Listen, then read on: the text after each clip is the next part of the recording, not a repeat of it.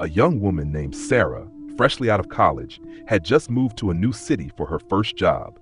Strapped for cash and needing to furnish her tiny apartment, she turned to Craigslist. It was there that she stumbled upon what seemed like a miracle deal, a vintage wooden armoire in excellent condition, listed for a fraction of its worth. The post was brief but polite, with just enough detail to entice her. She emailed the seller immediately, and within an hour, she received a reply. The seller, a man named Greg, explained that he was moving out of state and needed to get rid of the armoire quickly. He even offered to deliver it to her apartment for free. Sarah, excited by his generosity, hesitated only briefly before agreeing. That evening, Greg arrived with the armoire in the back of a battered truck. He was middle-aged, with graying hair and a friendly demeanor. Still, something about his piercing stare unsettled her. She brushed it off as nerves and invited him in to help set up the piece. Greg insisted on carrying the armoire inside alone, despite its weight. As he maneuvered it into her bedroom, he commented on how cozy her place was and asked if she lived alone. The question sent a shiver down her spine, but she lied and mentioned a roommate who was out of town. Greg smiled but said nothing more. After setting up the armoire, he lingered, glancing around her apartment as if cataloging every detail. When he finally left, Sarah locked the door behind him and breathed a sigh of relief, grateful to have the interaction over with. That night, as Sarah lay in bed scrolling through her phone, she noticed something odd about the armoire. One of the ornate carvings on the side seemed deeper than the others. Curious, she got up to inspect it. To her horror, she discovered it wasn't a carving at all, but a small peephole. Her heart raced as she realized it was positioned at the perfect height to view her bed. She grabbed her phone and shone its flashlight into the hole. On the other side, she could see faint light glinting off something metallic, a lens.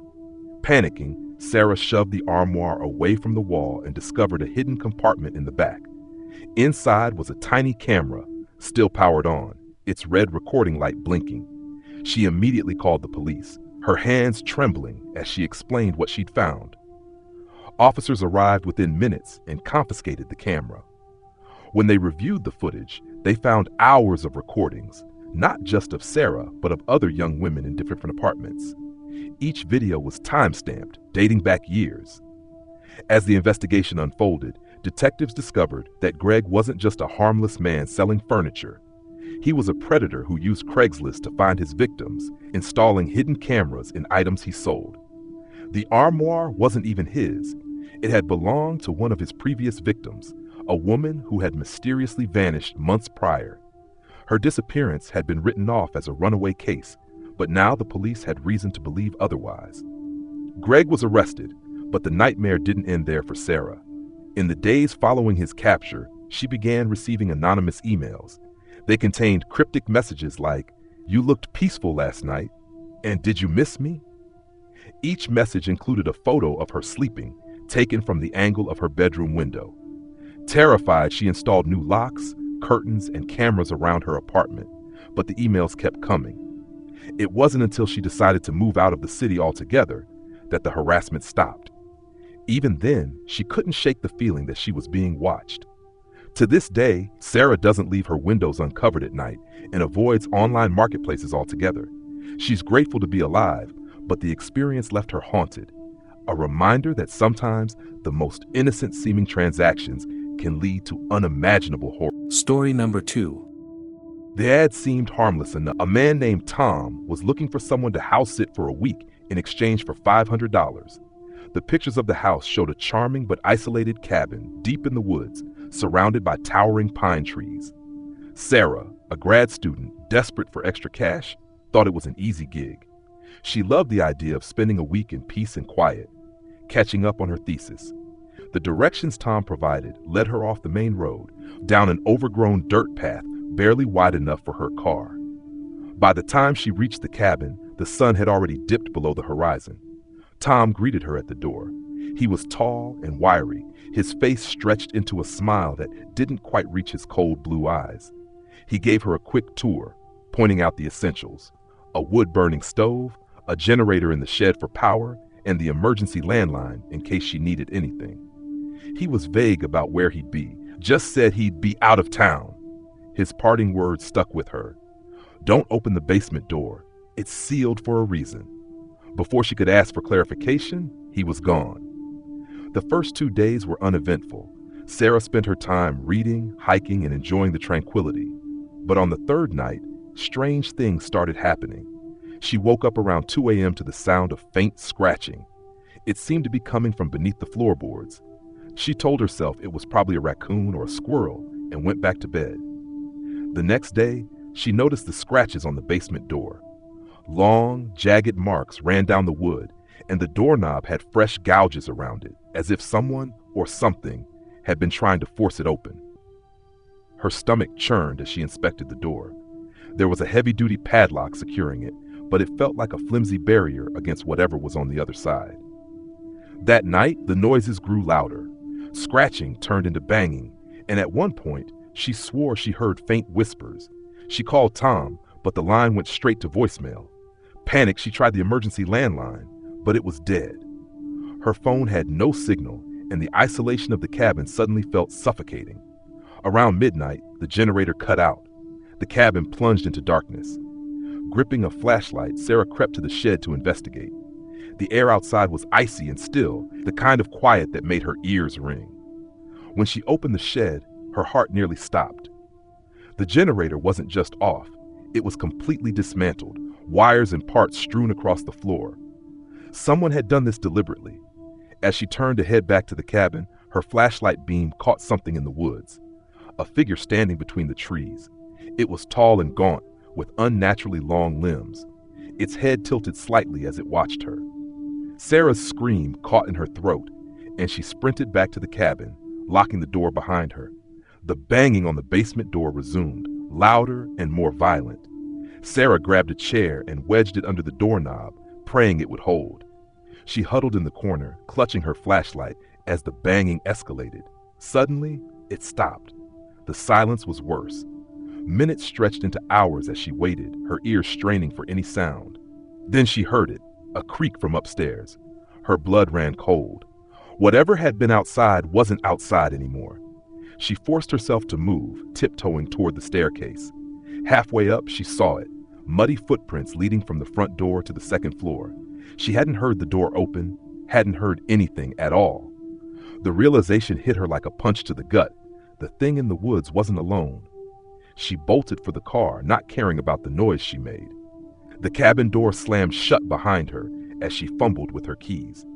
She could feel eyes on her, but she didn't dare look back. The engine roared to life, and she tore down the dirt path, her tires skidding on the loose gravel. In her rearview mirror, she caught a glimpse of the cabin, its windows glowing faintly despite the dead generator. A shadow moved in one of the upstairs rooms, watching her leave. Sarah never went back for her things. She blocked Tom's number and reported the incident to the police, but they found no record of anyone matching his description. The cabin, they said, had been abandoned for years. Whatever was in that house, or beneath it, was left undisturbed. But sometimes, late at night, Sarah dreams of long, skeletal fingers reaching out from the basement door, and she wakes up to the sound of faint scratching. Story number 3. It started with a simple Craigslist ad. Help needed moving furniture. $200 for a few hours of work. Cash in hand. Daniel, a college student short on money, jumped at the opportunity. The ad was from a man named Earl, who claimed to be cleaning out an old family home deep in the countryside.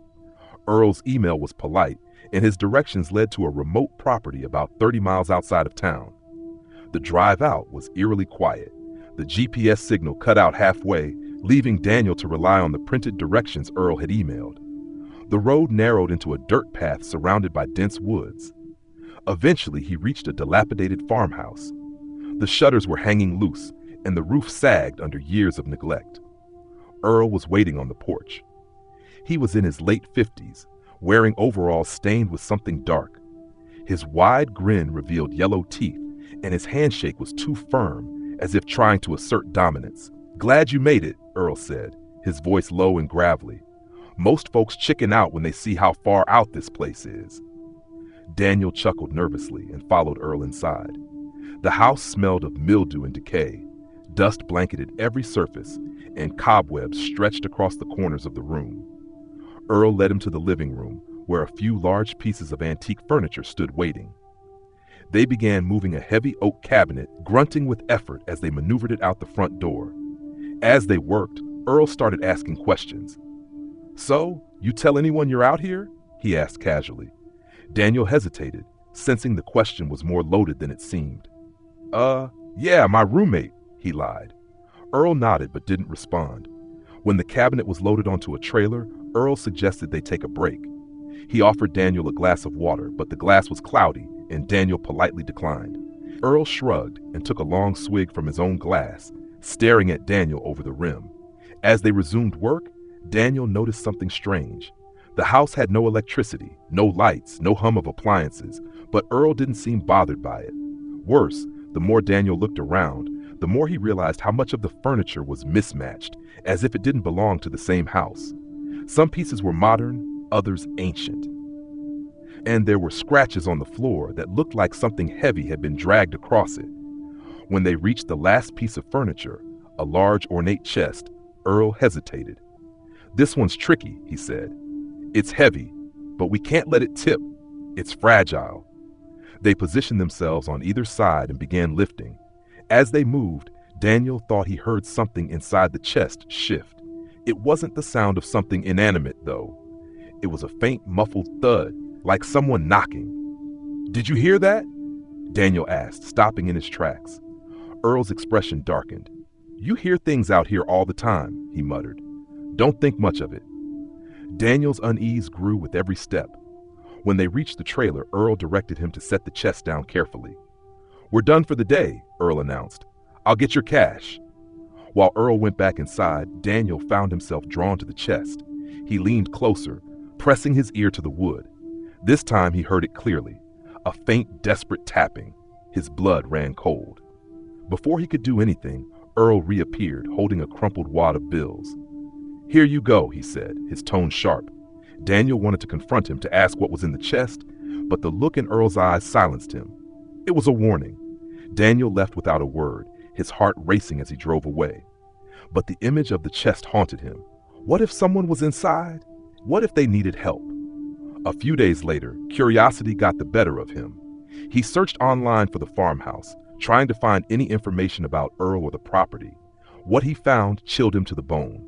The farmhouse had been abandoned for over a decade after its previous owner, a man named Earl Sanders, was suspected of abducting several people in the area. The case had gone cold, and Earl had vanished. Daniel called the police, but when they investigated the farmhouse, they found it empty. The furniture, the chest, even Earl himself, everything was gone. The only thing they found was a single muddy handprint on the floorboards near where the chest had been. To this day, Daniel can't shake the memory of that faint tapping sound or the feeling that he left someone behind. He no longer answers Craigslist ads and avoids quiet country roads. But sometimes, when he's alone at night, he hears faint tapping at his bedroom window, as if someone or something has finally found